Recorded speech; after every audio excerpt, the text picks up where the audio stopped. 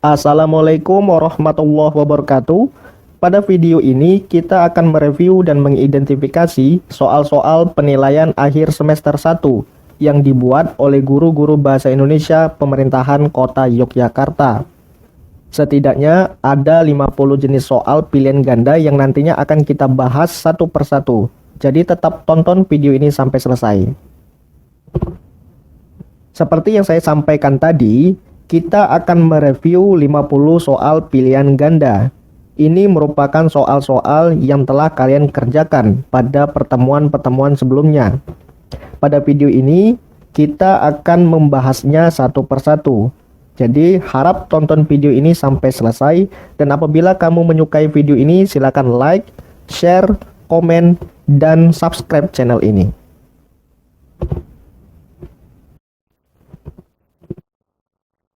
Langsung saja kita bahas soal nomor 1. Pada soal nomor 1 ini kalian diminta untuk mengidentifikasi 4 paragraf yang ada. Dari 4 paragraf ini, yang manakah yang dikategorikan sebagai teks laporan percobaan? Mari kita identifikasi mulai dari paragraf pertama. Apakah paragraf pertama ini digolongkan ke dalam teks laporan percobaan? Jawabannya tidak, karena paragraf nomor 1 ini dikategorikan sebagai bagian dari teks eksplanasi karena menjelaskan tentang penggunaan kantong plastik oleh masyarakat Indonesia. Dan biasanya dalam teks eksplanasi itu ada ciri-cirinya, yaitu ditandai dengan hukum sebab akibat, di mana penyebabnya adalah penggunaan kantong plastik masih digunakan di Indonesia, dan akibatnya itu terletak pada bagian kalimat kedua, di mana dampak penggunaan plastik itu sangat merugikan masyarakat karena sifatnya yang sulit untuk terurai dan membutuhkan waktu bertahun-tahun untuk menguraikannya. Jadi paragraf nomor 1 itu tidak tergolong ke dalam teks laporan percobaan. Apakah paragraf nomor 2 digolongkan ke dalam teks laporan percobaan? Jawabannya juga bukan, karena paragraf nomor 2 ini merupakan bagian dari teks deskripsi yang menjelaskan tentang aktivitas yang ada di Jalan Malioboro. Kemudian pada paragraf ketiga, nah ini baru dikategorikan sebagai teks laporan percobaan, karena bagian ini menjelaskan tentang laporan-laporan kegiatan yang telah dilakukan sebelumnya, baik dari aktivitas mengamati, eksperimen, atau kegiatan melakukan percobaan-percobaan tertentu. Kemudian paragraf keempat juga bukan merupakan bagian dari teks laporan percobaan, akan tetapi merupakan bagian dari teks deskripsi yang menjelaskan tentang rapid test. Dengan demikian, jawaban nomor 1 ini adalah C, yaitu paragraf ketiga. Kemudian kita beralih ke soal nomor 2. Pada soal nomor 2 ini kalian diminta untuk mengidentifikasi informasi yang terdapat dalam teks laporan percobaan di atas. Untuk memudahkanmu dalam mengidentifikasi soal nomor 2 ini, kalian harus membacanya dengan teliti dan mengidentifikasi bagian-bagian penting apa saja yang disampaikan pada kutipan teks tersebut. Coba kita identifikasi mulai dari kalimat ataupun paragraf pertama, di mana pada paragraf pertama ini kita dapat mengidentifikasi 3 kegiatan. Yang pertama, itu ada gelas pertama yang berisi air penuh, di mana es batunya terlihat mengapung. Kemudian ada aktivitas percobaan kedua, yaitu gelas yang berisi setengah air dan setengah minyak goreng, di mana es batunya itu terlihat melayang atau berada di posisi di tengah-tengah. Kemudian ada percobaan ketiga, di mana ada suatu gelas yang berisi minyak goreng penuh dan es batunya terlihat tenggelam. Berdasarkan 3 pengklasifikasian ini, kita dapat menarik sebuah kesimpulan sebagaimana berikut ini, di mana air itu memiliki massa jenis yang lebih berat ketimbang es batu, sedangkan es batu memiliki massa jenis yang lebih berat ketimbang minyak goreng. Setelah kita memperoleh hasilnya seperti ini, kita barulah bisa mengidentifikasi jawaban yang mana yang benar untuk soal nomor 2 ini. Mari kita cek mulai dari option A. Apakah option A benar? Jawabannya salah. Kenapa? Karena option A ini terdapat keterangan es batu mengambang pada gelas pertama. Sementara pada bagian teks, di mana gelas pertama itu es batunya terlihat mengapung. Jadi option A ini adalah salah. Kemudian apakah option B benar? Coba kalian cek. Es batu tenggelam pada gelas ketiga. Kita lihat pada gelas ketiga. Pada gelas ketiga berisi minyak goreng penuh, di mana es batu tenggelam. Oke, cocok. Kemudian kita cek juga keterangannya, massa jenisnya lebih besar daripada massa jenis minyak goreng. Jadi es batu itu massa jenisnya lebih besar daripada minyak goreng. Coba kita cek pada hasil identifikasi tadi.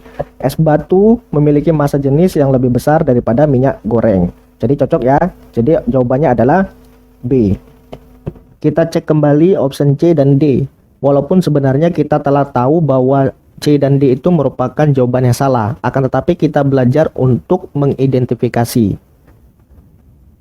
Coba kita perhatikan option C, es batu tenggelam pada gelas ketiga. Oke, cocok, karena pada gelas ketiga es batu terlihat tenggelam. Akan tetapi keterangannya memiliki massa jenis sama dengan massa jenis minyak goreng. Nah, ini salah, karena es batu itu lebih besar massanya ketimbang minyak goreng. Jadi option C juga salah. Kemudian option D, es batu melayang di tengah gelas kedua. Kita lihat pada gelas kedua, di mana es batunya itu terlihat melayang. Oke, benar. Terus kita cek juga keterangannya. Massa jenisnya lebih kecil daripada massa jenis minyak goreng. Jadi es batu massa jenisnya itu lebih kecil daripada minyak goreng. Jadi keterangannya salah ya. Karena es batu itu lebih besar massanya ketimbang minyak goreng. Jadi option D juga salah. Jadi jawaban yang benar adalah B. Kemudian kita bahas soal nomor 3. Soal nomor 3 ini kamu diminta untuk mencermati tabel yang ada. Selanjutnya dari tabel itu kalian harus bisa menentukan pernyataan yang sesuai. Coba kita lihat option A. Kondisi kentang setelah dimasukkan ke dalam larutan gula 30% menjadi agak lembek. Apakah ini benar? Jawaban A salah, karena kondisi kentang setelah dimasukkan ke dalam larutan gula 30% bukan menjadi agak lembek, akan tapi menjadi lembek. Kemudian option B. Kondisi kentang setelah dimasukkan ke dalam larutan gula 5% menjadi lembek. Apakah benar? Jawabannya juga salah. Seharusnya bukan menjadi lembek, akan tetapi agak lembek. Kemudian option D. Kondisi kentang setelah dimasukkan ke dalam air suling menjadi sangat keras. Apakah benar? Option C juga salah, karena bukan sangat keras, akan tetapi menjadi keras. Karena option A, B, dan C salah, otomatis jawabannya adalah D. Kemudian kita beralih ke soal nomor 4. Soal nomor 4 ini kalian diminta untuk mencari kalimat yang memuat ciri-ciri laporan percobaan yang berupa fakta. Apa itu fakta? Jadi fakta itu merupakan informasi yang benar-benar terjadi dan dapat dibuktikan kebenarannya. Berdasarkan kutipan teks laporan percobaan tersebut, manakah yang digolongkan sebagai sebuah fakta? Ya, jadi jawabannya faktanya itu terletak pada bagian nomor 1. Karena ada bagian yang menjelaskan tentang metode pengairan. Kalau sudah ada pernyataan yang menyatakan tentang dua metode pengairan, artinya metode itu sudah pernah diujikan sebelumnya. Dan untuk menetapkan suatu metode, tentu melewati suatu proses uji coba yang cukup panjang. Dan untuk memperoleh suatu metode juga diperlukan suatu pembuktian akan kebenaran metode tersebut. Jadi jawabannya adalah 1. Selanjutnya kita bahas soal nomor 5. Soal nomor 5 ini kalian diminta untuk menentukan simpulan dari teks laporan percobaan. Dalam menentukan simpulan sebuah teks, kalian perlu menentukan dahulu mana gagasan utama dan mana gagasan penjelasnya. Pada bagian teks laporan percobaan berikut ini, gagasan utamanya terletak pada awal kalimat. yaitu mencoba tanaman hidroponik tidak serumit yang dibayangkan. Sementara kalimat selanjutnya ini merupakan gagasan penjelasnya. Jadi setelah kalian dapat menentukan mana gagasan utama dan mana gagasan penjelasnya, kalian dapat dengan mudah untuk menarik sebuah kesimpulan dari sebuah teks yang dibaca. Jadi gagasan utama dalam teks ini membicarakan tentang tanaman hidroponik tidak serumit yang dibayangkan. Otomatis kesimpulannya itu tidak akan jauh dari gagasan utama. Dari option yang ada, manakah jawaban yang lebih mendekati gagasan utama? Ya, jadi jawaban yang lebih mendekati gagasan utamanya itu terletak pada bagian option B, yaitu membuat tanaman hidroponik sangat mudah dilakukan. Jadi jawabannya adalah B. Kemudian kita bahas soal nomor 6. Soal nomor 6 ini kalian diminta untuk menentukan struktur teks laporan percobaan berdasarkan penggalan dari teks laporan percobaan yang ada. Dari potongan teks laporan percobaan ini dikategorikan sebagai struktur yang mana? Apakah pernyataan umum, langkah-langkah, uraian, atau kesimpulan? Ya, jawabannya adalah pernyataan umum, karena sudah jelas teks ini merupakan pernyataan umum yang ciri-ciri pernyataan umum itu terdapat penjelasan atau deskripsi singkat tentang objek yang akan dilaporkan atau yang akan diteliti. Jadi jawabannya adalah A, pernyataan umum. Selanjutnya soal nomor 7. Soal nomor 7 ini kalian diminta untuk membuat langkah-langkah percobaan berdasarkan ilustrasi gambar yang ada. Berdasarkan ilustrasi gambar ini, manakah jawaban yang paling tepat? Coba kita identifikasi option nomor A. Apakah option A ini benar? Jawaban option A ini salah. Kesalahannya itu terletak pada bagian memasukkan telur ke dalam gelas. Beri sedikit garam dan amati apa yang terjadi. Seharusnya memberikan garam dulu baru memasukkan telur. Kemudian bagaimana dengan option B? Apakah benar atau salah? Ya, jadi option B juga salah. Di mana letak kesalahannya? Kesalahannya itu terletak pada bagian mengaduknya bersamaan dengan garam dapur. Di mana pada bagian ilustrasi tersebut tidak ada gambar yang menjelaskan mengaduk garam dapur bersamaan dengan telur secara bersamaan. Kemudian bagaimana dengan option C? Apakah benar atau salah? Option C juga salah. Di mana letak kesalahannya? Letak kesalahannya itu terletak pada bagian memasukkan kuning telur. Karena pada ilustrasi gambar tidak ada proses untuk memecahkan telur untuk mengambil kuningnya saja. Dengan demikian, karena option A, B, dan C salah, otomatis jawabannya adalah D. Selanjutnya kita bahas soal nomor 8. Pada soal nomor 8 ini kalian diminta untuk mengidentifikasi penggunaan kata teknis yang berkaitan dengan bidang biologi pada potongan paragraf yang ada. Namun sebelumnya kalian perlu ketahui dahulu apa itu kata teknis. Kata teknis merupakan kata-kata yang berkaitan dengan bidang tertentu, umumnya mengarah pada istilah atau kata-kata ilmiah. Berdasarkan definisi ini, manakah yang digolongkan sebagai kata teknis? Ya, jadi jawabannya adalah D, di mana kata teknisnya itu terletak pada kalimat nomor 4, yaitu pada kata hormon auksin. Apa itu hormon auksin? Jadi hormon auksin itu merupakan salah satu jenis hormon yang berada di ujung daun yang masih muda. Tujuannya adalah untuk merangsang pertumbuhan ataupun perkembangan suatu buah atau bunga. Jadi jawaban untuk soal nomor 8 ini adalah D, yaitu hormon auksin. Kemudian soal nomor 9. Soal nomor 9 ini kalian juga diminta untuk mengidentifikasi kata kerja aktif yang terdapat dalam kutipan teks di atas. Namun sebelumnya kalian juga perlu tahu kata kerja aktif itu apa.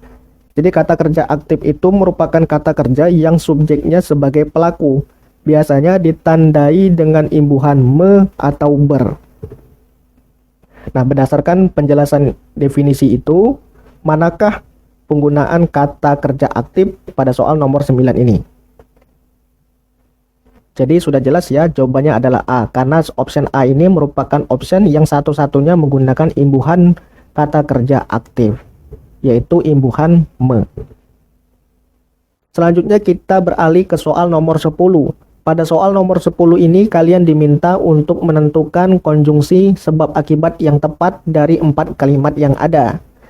Nah, berdasarkan 4 kalimat ini, manakah konjungsi sebab akibat yang sesuai? Mari kita bahas mulai dari kalimat nomor 1. Pada kalimat nomor 1 ini ada konjungsi atau. Atau itu biasanya digunakan untuk menghubungkan dua hal yang bertolak belakang. Kemudian pada kalimat nomor 2 itu ada konjungsi jika. Jika itu biasa digunakan untuk menghubungkan ataupun menandai syarat tertentu. Kemudian pada kalimat ketiga ada konjungsi karena. Karena itu merupakan kata penghubung untuk menyatakan hubungan penyebab terjadinya sesuatu. Kemudian pada kalimat keempat ada konjungsi tetapi, yang biasanya untuk menghubungkan ataupun menggabungkan dua unsur yang setara dalam satu kalimat. Berdasarkan penjelasan-penjelasan ini, manakah penggunaan konjungsi sebab akibat yang tepat? Ya, jadi jelas ya. Jawabannya adalah C, yaitu konjungsi karena. Kemudian kita beralih ke soal nomor 11. Soal nomor 11 ini kalian diminta untuk melengkapi kalimat yang rumpang berdasarkan kata tugas yang sesuai. Namun sebelumnya kalian perlu tahu juga bahwa kata tugas itu merupakan jenis kata yang mempunyai makna secara gramatikal susunannya. Maksudnya adalah makna dari kata tugas akan menjadi jelas ketika dihubungkan dengan kata lain dalam sebuah kalimat. Nah, berdasarkan penjelasan itu, kata tugas yang tepat untuk melengkapi kalimat rumpang di atas adalah yaitu A, jika. Jadi jawabannya adalah A, jika. Kemudian kita beralih ke soal nomor 12. Soal nomor 12 ini kalian diminta untuk mengidentifikasi tabel yang ada tentang tanaman pacar air. Selanjutnya kalian diminta untuk menentukan paragraf laporan yang paling tepat ataupun yang paling sesuai berdasarkan ilustrasi tabel yang ada. Mari kita identifikasi dari jawaban A. Apakah jawaban A ini benar atau salah? Option A jawabannya salah. Kenapa salah?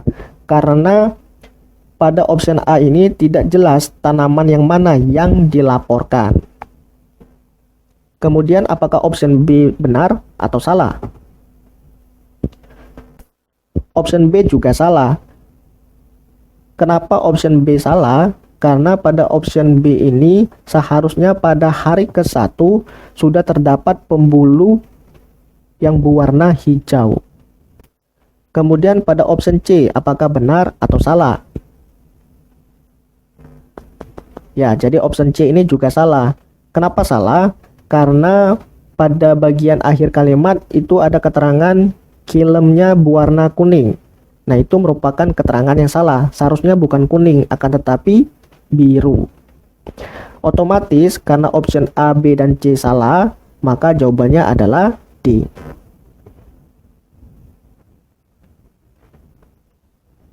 Kemudian kita beralih ke soal nomor 13.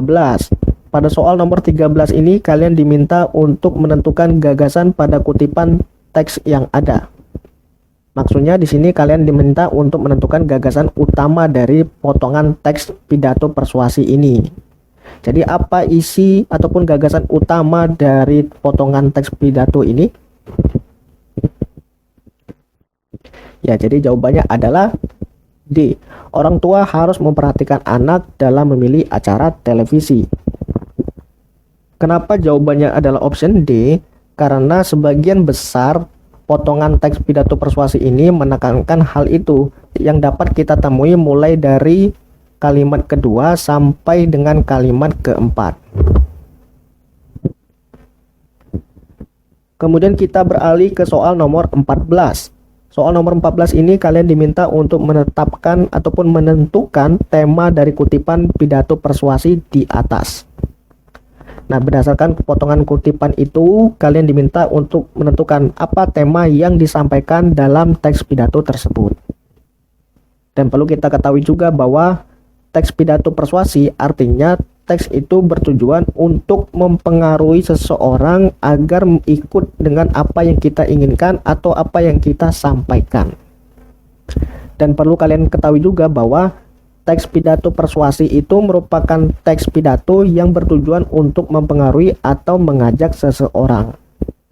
Nah, berdasarkan ilustrasi ini, jadi mana jawaban yang tepat? Ya, jadi jawaban yang tepat adalah C. Kurangnya kesadaran remaja tentang larangan merokok. Kemudian kita beralih ke soal nomor 15. Soal nomor 15 ini kalian diminta untuk menentukan makna kata adaptasi pada bagian teks pidato persuasi di atas. Nah, jadi kata adaptasi itu sinonimnya apa? Maksudnya seperti itu. Nah, jadi jawaban nomor 15 ini apa? Ada yang tahu? Sinonim dari kata adaptasi? Ya, jadi jawabannya adalah B. Sinonim dari adaptasi adalah penyesuaian diri. Kemudian kita beralih ke soal nomor 16. Nah, soal nomor 16 ini juga diminta untuk menentukan sinonim dari kata mengurangi. Nah, jadi jawaban soal nomor 16 ini apa? Jadi soal nomor 16 ini jawabannya adalah D. Meminimalkan. Dan untuk mengetes apakah jawaban ini sesuai atau tidak, tinggal kalian masukkan aja atau gantikan saja mengurangi itu dengan kata meminimalkan tadi. Apakah cocok atau tidak? Jika cocok, maka jawabannya benar. Jika tidak cocok, maka jawaban itu perlu direvisi. Kemudian kita beralih ke soal nomor 17. Soal nomor 17 ini kalian diminta untuk menentukan nominalisasi pada kalimat keempat pada potongan teks pidato persuasi tersebut. Namun sebelumnya kalian perlu ketahui bahwa nominalisasi itu merupakan penggunaan kata kerja atau kata sifat sebagai kata benda. Umumnya itu ditandai dengan imbuhan ke. Nah, dari option yang ada, manakah dari keempat option ini yang menggunakan imbuhan ke? Sudah jelas ya? Jadi jawabannya adalah C. Kepedulian. Karena jawaban C inilah yang satu-satunya option yang menggunakan imbuhan ke. Kemudian kita beralih ke soal nomor 18. Soal nomor 18 ini kalian diminta untuk mengisi titik-titik yang rumpang berdasarkan kata istilah yang tepat. Jadi apakah kata istilah yang tepat untuk mengisi kalimat rumpang ini? Ya, jadi jawaban yang tepat adalah kreatif. Namun kita perlu ketahui juga apa itu kredibel. Jadi kredibel itu merupakan potensi, sementara kreasi itu merupakan inovasi atau hal yang baru, sementara kritik itu merupakan sebuah tanggapan. Dan apabila kita masukkan ke dalam sebuah kalimat, maka option B adalah option yang paling sesuai dan paling cocok untuk melengkapi kalimat yang rumpang tersebut. Kemudian kita beralih ke soal nomor 19. Soal nomor 19 ini kalian diminta untuk membuat kalimat sapaan yang tepat berdasarkan ilustrasi yang ada. Dari keempat option yang ada ini, manakah option yang paling sesuai? Mari kita identifikasi mulai dari option A. Option A ini apakah benar atau salah? Jadi option A ini jawabannya adalah yang paling sesuai. Karena dalam pembuatan kalimat sapaan haruslah didahulukan yang terhormat terlebih dahulu. Kemudian yang terhormat itu merupakan orang yang golongannya lebih tinggi. kemudian baru Kapolsek tanpa diikuti keterangan yang terhormat lagi, kemudian barulah hadirin yang saya hormati. Lalu kenapa option B ini salah? Ada yang tahu alasannya kenapa? Ya, karena pada option B ini ada penggunaan kata sekalian. Apabila ada kata hadirin, maka sekalian ini tidak perlu digunakan lagi, karena hadirin itu sifatnya sudah jamak, kemudian sekalian juga jamak. Jika ada penggunaan hadirin sekalian, maka kalimat tersebut menjadi kalimat yang tidak efektif. Maka untuk mengubahnya menjadi kalimat yang lebih baik, maka salah satu unsurnya itu harus dihilangkan, yaitu unsur yang dihilangkan adalah sekalian. Kemudian kenapa option C juga salah? Ya, karena pada option C ini ada penggunaan kata yang terhormat dua kali, yaitu kata terhormat kepada Kapolres Daerah Istimewa Yogyakarta dan yang terhormat Kapolsek Gondokusuman. Seharusnya yang terhormat itu cukup untuk satu orang saja. Kemudian kenapa option D juga salah? Karena option D ini kata terhormat dan yang saya hormatinya itu tertukar. Seharusnya yang terhormat itu untuk orang yang jabatannya lebih tinggi, kemudian yang saya hormati untuk orang yang jabatannya tertinggi kedua setelah orang pertama tadi. Misalkan seperti ini, yang terhormat Kapolres Daerah Istimewa Yogyakarta. Selanjutnya yang saya hormati barulah Kapolsek Gondokusuman. Jadi seperti itu. Jadi jawaban untuk soal nomor 19 ini adalah A.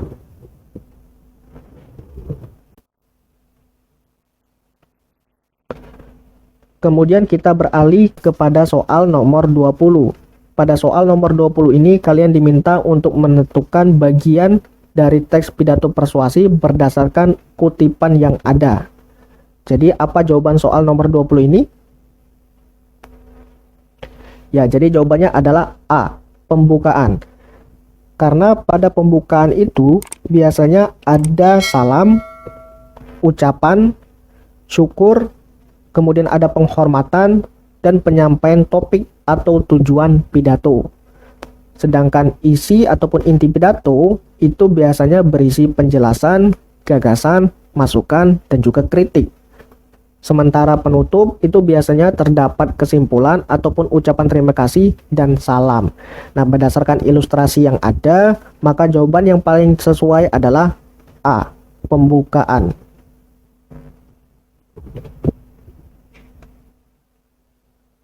Kemudian kita beralih ke soal nomor 21. Pada soal nomor 21 ini kalian diminta untuk menentukan perbedaan dari kedua teks yang ada. Jadi pada soal nomor 21 ini kalian perlu ketahui dahulu apa itu etika, apa itu logika, dan apa itu emosi. Jadi etika itu merupakan aturan norma yang dipakai. Logika itu merupakan pola berpikir. Sementara emosi itu merupakan perasaan atau reaksi yang ditunjukkan kepada seseorang. Nah, berdasarkan kedua teks ini, manakah jawaban yang paling tepat? Ya, jadi jawaban yang paling tepat adalah B. Teks 1 itu berkaitan dengan etika, sementara teks 2 itu berkaitan dengan logika. Mari kita uji. Teks 1 itu terdapat etika yang terletak pada aktivitas yang menyatakan bahwa menyontek itu merupakan suatu perilaku yang tidak baik dan bertentangan dengan sifat kejujuran. Sementara pada teks kedua itu berkaitan dengan logika yang ditunjukkan pada awal teks tersebut, yaitu coba kita pikirkan sejenak. Jadi jawaban soal nomor 21 ini adalah B, etika dan logika. Selanjutnya kita beralih ke soal nomor 22. Soal nomor 22 ini kalian diminta untuk membuat sebuah kesimpulan yang tepat berdasarkan kutipan teks pidato persuasi tersebut. Jadi, apakah kesimpulan yang tepat berdasarkan kutipan teks pidato persuasi berikut ini? Mari kita cek dari option A. Apakah option A ini benar atau salah? Kenapa option A ini memuat keterangan simpulan yang salah? Karena pada teks disebutkan bahwa orang tua itu hanya sebagai fasilitator untuk menyampaikan informasi sekolah kepada anaknya, bukan sebagai kunci utama dalam keberhasilan peserta didik dalam menempuh penilaian akhir semester. Selanjutnya, apakah option B ini benar atau salah? Ya, jadi option B ini lebih sesuai, karena pada dasarnya teks tersebut membicarakan tentang kepala sekolah yang bangga kepada peserta didik dan orang tua karena dapat menyelesaikan pembelajaran semester 1 dengan baik. Sementara pada option C ini memuat informasi yang salah, karena pada dasarnya kutipan teks pidato ini membicarakan tentang apresiasi, bukan dalam bentuk harapan. Kemudian juga pada option D jawabannya juga salah, karena pada option D ini bukan berisi sebuah amanat dari kepala sekolah, akan tetapi juga sebagai bentuk apresiasi saja. Kemudian kita beralih ke soal nomor 23. Soal nomor 23 ini kalian diminta untuk menentukan kalimat ajakan yang tepat untuk melengkapi bagian yang rumpang pada teks berikut ini. Jadi dari keempat option ini, manakah option yang paling sesuai untuk melengkapi bagian yang rumpang pada potongan teks pidato persuasi berikut? Mari kita bahas dari option A. Apakah option A ini benar atau salah? Ya, option A ini memuat informasi yang salah. Kenapa salah? Karena pada option A ini tidak ada kata-kata yang berisi ajakan. Kemudian bagaimana dengan option B? Apakah benar atau salah? Option B juga memuat informasi yang salah, karena pada dasarnya option B ini berkaitan dengan sarana olahraga. Sementara pada kutipan pidato ini berkaitan dengan kegiatan untuk menjaga sistem imun dalam tubuh manusia. Selanjutnya pada option D, apakah benar atau salah? Ya, jadi option C ini lebih sesuai karena ada bagian yang menjelaskan tentang ajakan, yaitu ditandai pada bagian marilah. Sementara pada option D ini memuat informasi yang salah, walaupun terdapat penggunaan kata marilah yang mengindikasikan kalimat ajakan, akan tetapi pada option D ini lebih menekankan pada aktivitas untuk menerapkan protokol kesehatan. Sementara pada kutipan teks pidato tidak membicarakan hal tersebut. Dengan demikian, option ataupun jawaban yang paling sesuai adalah C. Selanjutnya kita beralih ke soal nomor 24. Soal nomor 24 ini kalian diminta untuk menentukan isi pidato yang sesuai berdasarkan ilustrasi teks yang ada. Jadi manakah jawaban ataupun ilustrasi yang sesuai untuk menentukan isi pidato dari soal nomor 24 ini? Mari kita bahas dari option A. Apakah option A ini sesuai atau tidak sesuai? Ya, jadi option A ini tidak sesuai karena pada option A ini tidak menjelaskan tentang pengaplikasian membaca. Selanjutnya bagaimana dengan option B? Option B juga salah karena pada option B ini tidak sinkron dengan tulisan ataupun dengan teks ilustrasi. Teks ilustrasi berisi ajakan, sementara pada option B berisi tujuan. Kemudian bagaimana dengan option C? Option C juga salah, karena tidak ada bagian yang menjelaskan tentang penambahan kosakata, peningkatan komunikasi, dan percaya diri setelah aktivitas membaca. Karena option A, B, dan C salah, otomatis jawabannya adalah D. Kemudian kita masuk ke soal nomor 25.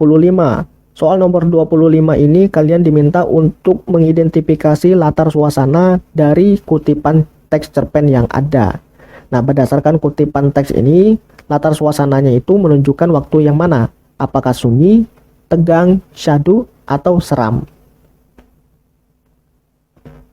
Ya, jadi soal nomor 25 ini terdapat latar suasana sunyi yang ditunjukkan pada bagian tidak ada satupun orang terlihat di jalan ini, bahkan tak ada satupun kendaraan yang melintas.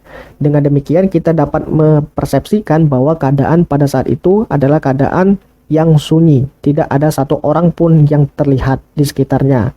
Kemudian diperkuat pada bagian akhir kalimat, ketika dia melirik jam tangan yang telah menunjukkan pukul 2 pagi. Jadi jawaban soal nomor 25 ini adalah A, sunyi. Kemudian kita beralih ke soal nomor 26. Pada soal nomor 26 ini kalian diminta untuk membuktikan karakter ramah yang terdapat pada tokoh lelaki jangkung pada ilustrasi teks cerpen berikut ini. Nah, berdasarkan ilustrasi ini, pada kalimat keberapa watak tokoh lelaki jangkung ini dikategorikan sebagai orang yang ramah? Yaitu pada bagian keramahan yang tidak dibuat-buat, dipersilakan saya masuk. Jadi jawaban soal nomor 26 adalah C. Kemudian kita beralih ke soal nomor 27. Pada soal nomor 27 ini kalian diminta untuk menentukan penggambaran watak tokoh Kori berdasarkan ilustrasi yang ada, di mana watak Kori ini dapat diketahui berdasarkan cara seperti apa. Apakah pikiran tokoh, dialog antar tokoh, penggambaran lingkungan, atau dengan cara tokoh memecahkan masalahnya. Jadi apa jawaban soal nomor 27? Ya, jadi soal nomor 27 ini jawabannya adalah B, di mana watak tokoh Kori ini digambarkan dengan cara dialog antar tokoh yang dilakukan ayah dan ibunya, yang menganggap bahwa Kori itu sebagai anak yang pemalas. Selanjutnya kita akan membahas soal nomor 28. Pada soal nomor 28 ini kalian diminta untuk menentukan amanat dari potongan cerpen berikut ini. Kira-kira amanat yang ingin disampaikan penulis melalui potongan cerpen berikut ini adalah apakah A, B, C, atau D? Mari kita identifikasi mulai dari option A. Apakah option A ini merupakan jawabannya? Ya, jadi option A ini bukan merupakan jawabannya, karena pada dasarnya cerpen ini tidak membicarakan tentang sifat Lucy yang suka menyalahkan orang lain. Kemudian bagaimana dengan option B? Option B juga bukan merupakan jawabannya, karena pada dasarnya cerpen ini tidak membicarakan tentang suatu permasalahan yang harus dihadapi dengan hati yang tenang. Akan tetapi cerpen ini hanya membicarakan tentang suatu yang belum pasti, atau dengan kata lain, jangan terlalu berharap terhadap sesuatu yang belum pasti. Kemudian bagaimana dengan option C? Ya, jadi option C ini juga bukan merupakan jawabannya, karena pada dasarnya cerpen ini tidak membicarakan tentang suatu kesedihan yang diluapkan terlalu berlebihan. Akan tetapi cerpen ini hanya menunjukkan bentuk-bentuk kekecewaannya saja. Karena option A, B, dan C salah, otomatis jawabannya adalah D. Jangan terlalu berharap terhadap sesuatu yang belum pasti. Di mana amanat tersebut dapat kita temukan melalui kutipan berikut ini, yaitu padahal di kelas tadi ia sudah membayangkan kartu pos yang akan ia terima. Kutipan ini secara tidak langsung menunjukkan bahwa Lucy itu terlalu berharap terhadap sesuatu yang akan ia peroleh ketika ia sampai di rumah. Padahal kartu pos itu belum tentu akan ia terima ketika sampai di rumah. Jadi soal nomor 28 ini jawabannya adalah D. Kemudian soal nomor 29. Soal nomor 29 ini kalian diminta untuk menentukan bukti latar waktu penanda siang hari yang terdapat pada kalimat nomor apakah 1, 2, 3, atau 4. Ya, jadi jawabannya adalah C, di mana bukti latar waktu siang hari itu terdapat pada kalimat nomor 2 yang ditunjukkan pada kutipan Ira mau tidur dulu sebentar, keburu sore. Keburu sore menandakan bahwa waktu itu masih dalam keadaan siang hari. Kemudian kita beralih kepada soal nomor 30. Soal nomor 30 ini kalian diminta untuk menentukan struktur cerpen yang tepat berdasarkan potongan cerpen berikut ini. Kira-kira struktur cerpennya merupakan bagian dari orientasi, rangkaian peristiwa, komplikasi, atau resolusi. Ya, jadi soal nomor 30 ini jawabannya adalah orientasi, yaitu sebuah pengenalan tokoh atau pengenalan awal sebuah cerita. Sementara rangkaian peristiwa itu merupakan urutan dari sebuah cerita. Sementara komplikasi itu merupakan munculnya suatu masalah atau sebuah konflik. Dan resolusi itu merupakan suatu permasalahan yang mulai mereda atau konflik yang mulai mereda. Jadi jawaban untuk soal nomor 30 ini adalah A. Kemudian kita beralih ke soal nomor 31. Soal nomor 31 ini kalian diminta untuk menentukan sudut pandang dari kutipan cerpen berikut ini. Jika kalian perhatikan, potongan cerpen ini terdapat penggunaan kata aku pada awal kalimat, kemudian ada penggunaan aku lagi pada tengah kalimat, dan di akhir kalimat. Secara tidak langsung, penggunaan kata aku itu menandakan sudut pandang keberapa? Apakah orang pertama atau ketiga? Ya, jadi tokoh aku ataupun sudut pandang aku itu merupakan sudut pandang orang pertama. Tinggal jawabannya itu dapat kita tentukan terletak pada option A atau B. Ya, jadi soal nomor 31 ini jawabannya adalah B, orang pertama pelaku utama, di mana tokoh aku itu sebagai orang pertama pelaku utama. Kemudian soal nomor 32. Pada soal nomor 32 ini kalian diminta untuk menentukan kata benda khusus yang terdapat pada kutipan cerpen berikut ini.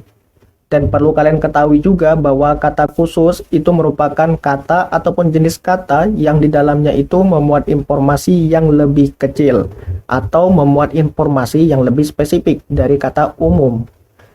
Dari potongan cerpen ini kata khususnya adalah, ya, jadi soal nomor 32 ini jawabannya adalah A, novel.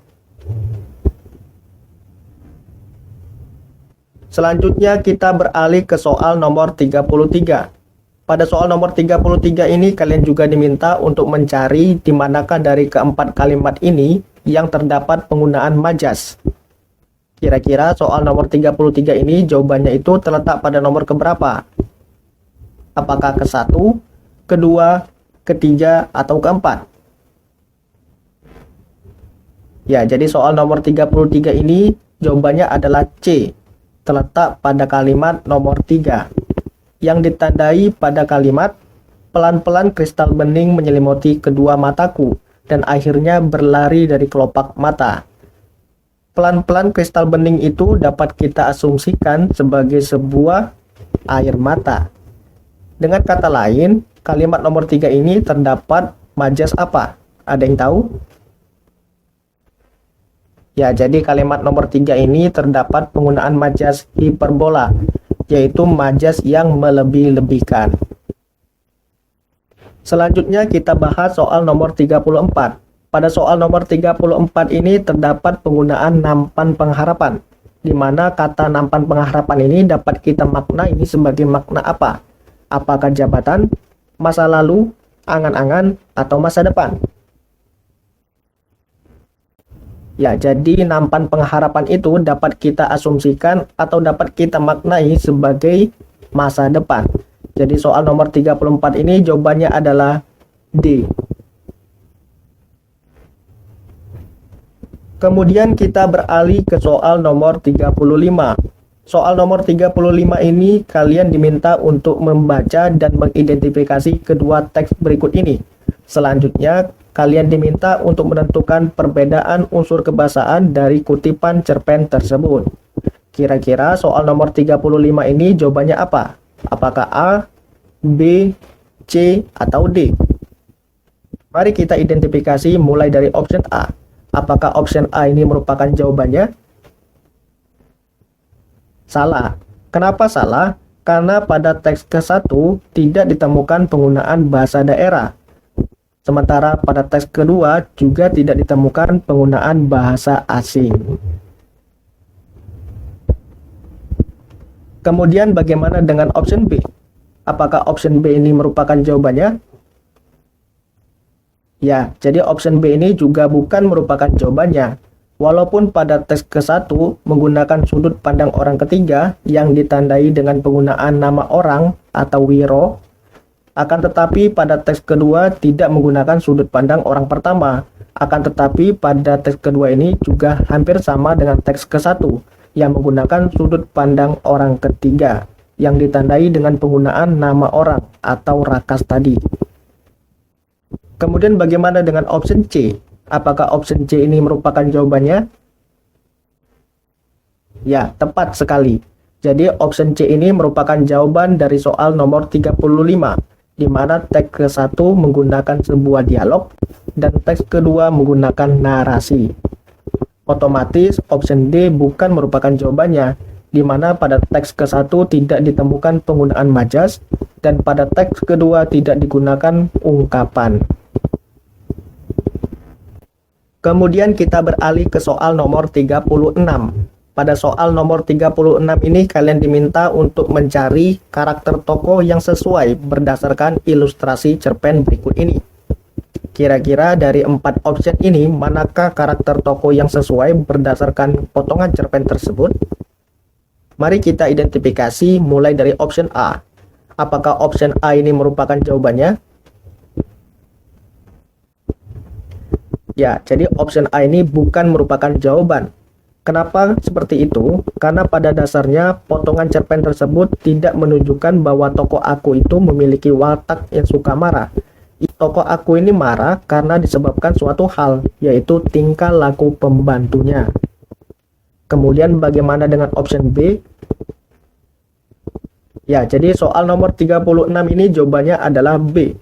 Tokoh pembantu tidak bisa menempatkan diri, di mana ia suka memakai barang milik orang lain dan juga suka berdandan yang tidak sesuai dengan kepribadiannya. Jadi soal nomor 36 ini jawabannya adalah B. Otomatis option C bukan merupakan jawabannya, di mana tokoh aku ini bukan merupakan orang yang teledor dalam meletakkan barang, akan tetapi yang teledor itu adalah pembantunya. Option D ini juga salah karena tokoh pembantu bukanlah orang yang terlalu percaya diri. Kemudian kita beralih ke soal nomor 37. Soal nomor 37 ini kalian diminta untuk mengubah sudut pandang cerita pada potongan cerpen berikut ini yang menggunakan sudut pandang orang ketiga yang ditandai dengan penggunaan kata tias atau nama orang tadi menjadi sebuah sudut pandang orang pertama, di mana sudut pandang orang pertama itu ditandai dengan penggunaan kata aku. Sementara sudut pandang orang ketiga tadi menggunakan nama orang atau tias tadi. Dari keempat jawaban ini, manakah jawaban yang paling sesuai? Mari kita identifikasi dari option A. Apakah option A ini merupakan jawabannya? Ya, tepat sekali. Jadi option A ini merupakan jawaban dari soal nomor 37. Kemudian bagaimana dengan option B? Kenapa option B ini merupakan jawaban yang salah? Karena pada dasarnya option B ini masih menggunakan kata tias atau masih menggunakan nama orang. Dan kita ketahui bahwa nama orang itu merupakan sudut pandang orang ketiga. Padahal pertanyaannya diminta untuk mengubah sudut pandang orang ketiga menjadi orang pertama. Selanjutnya, kenapa option C salah? Karena pada option C ini masih menggunakan kata rumahku.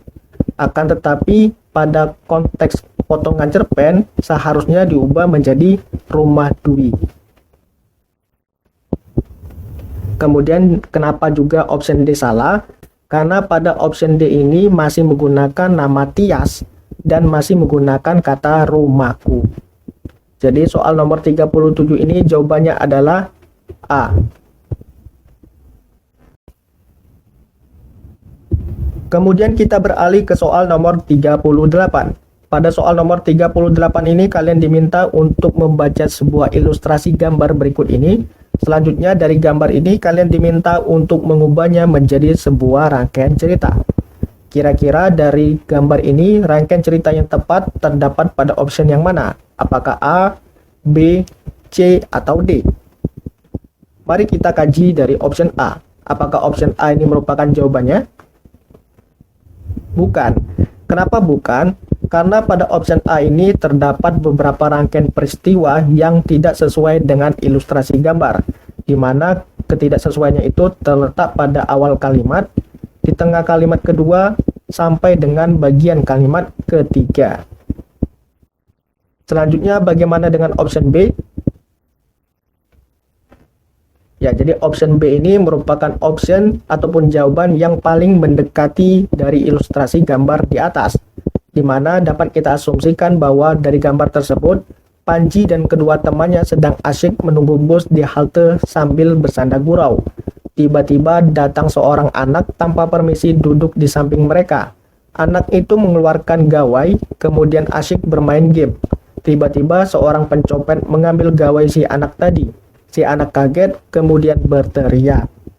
Jadi soal nomor 38 ini jawabannya adalah B. Otomatis option C juga merupakan jawaban yang salah. Kenapa salah?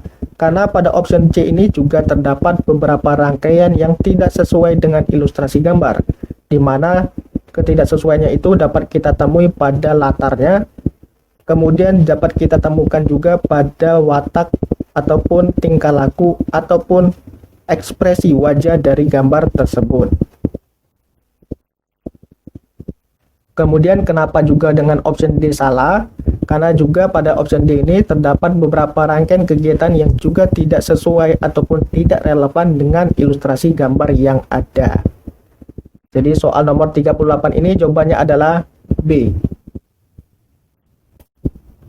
Selanjutnya kita beralih ke soal nomor 39. Soal nomor 39 ini kalian diminta untuk menentukan informasi yang tepat berdasarkan isi dari potongan teks tanggapan di atas. Kira-kira dari soal nomor 39 ini, jawaban yang tepat terdapat pada option yang mana? Ya, jadi soal nomor 39 ini jawabannya adalah D. Lukisan kebun cungkeh merupakan lukisan istimewa karya Affandi. Selanjutnya kita bahas soal nomor 40. Pada soal ini kalian diminta untuk mencari penggunaan kalimat kritik yang tepat yang terdapat pada potongan teks tanggapan tersebut. Kira-kira kalimat kritiknya itu terdapat ataupun ditandai dalam kalimat nomor berapa? Apakah 1, 2, 3, atau 4? Ya, jadi soal nomor 40 ini jawabannya adalah C, di mana kalimat kritiknya itu terdapat pada kalimat nomor 3. Sedangkan kalimat nomor 1 dan 2 itu merupakan sebuah orientasi atau perkenalan, dan kalimat keempat itu merupakan saran atau masukan. Kemudian kita beralih ke soal nomor 41. Soal nomor 41 ini kalian diminta untuk menentukan kalimat pujian yang terdapat dari potongan teks tersebut. Kira-kira kalimat pujiannya itu terdapat pada nomor berapa? Apakah 1, 2, 3, atau 4?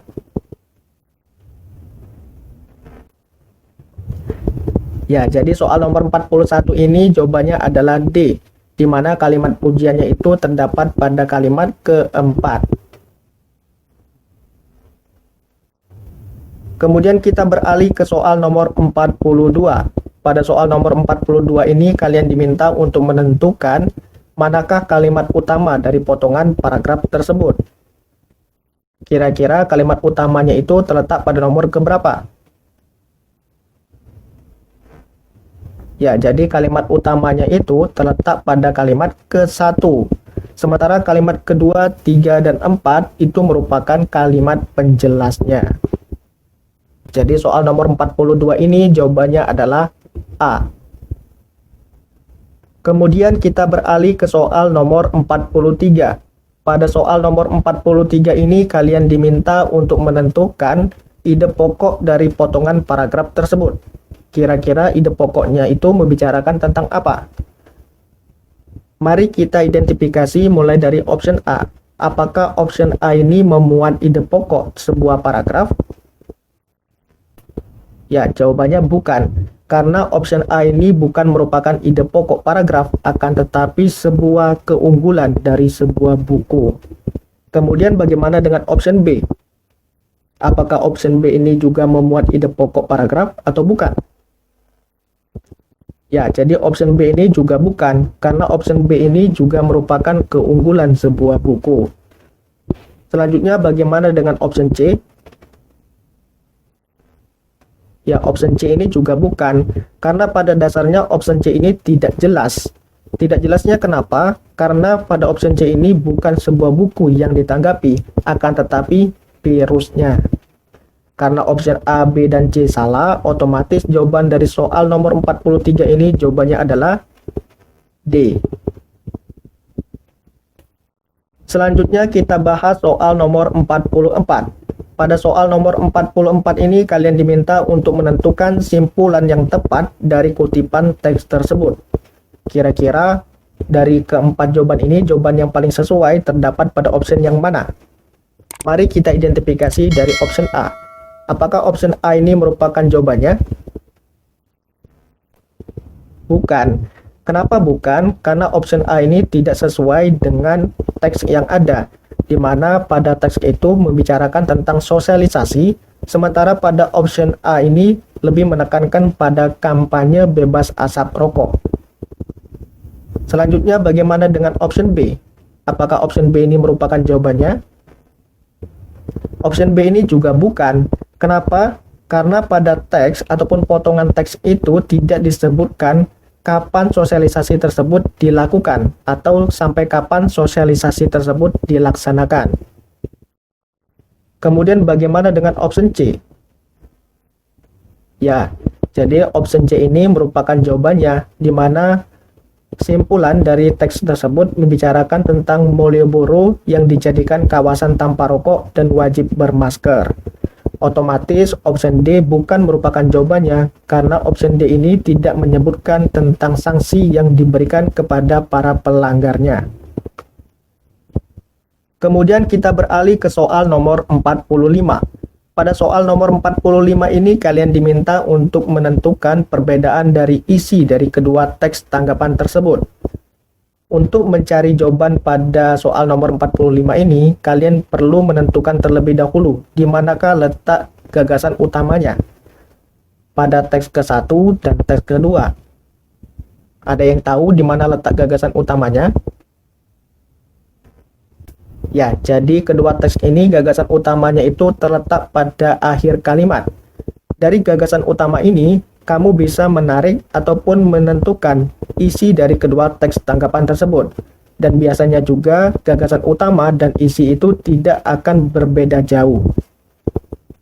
Nah, dari gagasan utama ini, manakah dari 4 option ini yang merupakan jawabannya? Ya, jadi soal nomor 45 ini jawabannya adalah C, di mana teks ke-1 itu membicarakan tentang kebijakan pemerintah pusat dan daerah yang sulit menemukan titik tengah. Sementara teks kedua itu membicarakan tentang macam-macam fungsi masker. Kemudian kita beralih ke soal nomor 46.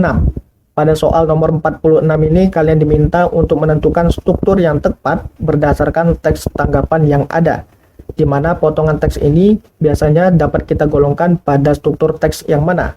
Apakah identitas, konteks, deskripsi, atau penilaian? Ya, jawaban untuk soal nomor 46 ini adalah D, penilaian, yang dapat kita temukan pada awal dan akhir dari potongan teks tersebut. Selanjutnya kita beralih ke soal nomor 47. Pada soal nomor 47 ini kalian diminta untuk menentukan kalimat saran yang tepat berdasarkan ilustrasi kutipan teks berikut ini. Kira-kira kalimat saran yang tepat terdapat pada option yang mana? Apakah A, B, C, atau D? Ya, jadi soal nomor 47 ini jawabannya adalah B. Kenapa B?